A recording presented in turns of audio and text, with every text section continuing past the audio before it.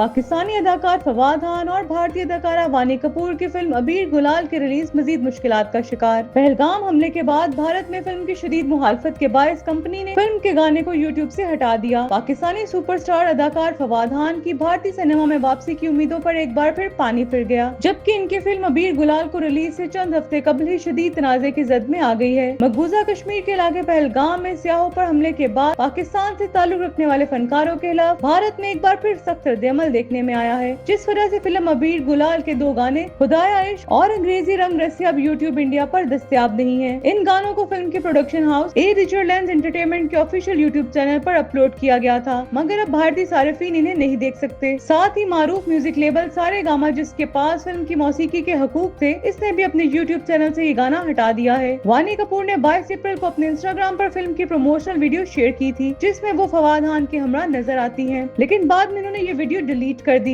इस अमल को social media सारिफीन ने शदीद तनकीद का निशाना बनाया। मौजूदा हालात में फिल्म अबीर गुलाल की रिलीज पर स्याह बादल मंडलाने लगे हैं। फिल्म की रिलीज की तारीख 9 मई 2025 रखी गई थी, मगर अब इसकी नुमाइश मशकूक हो गई है।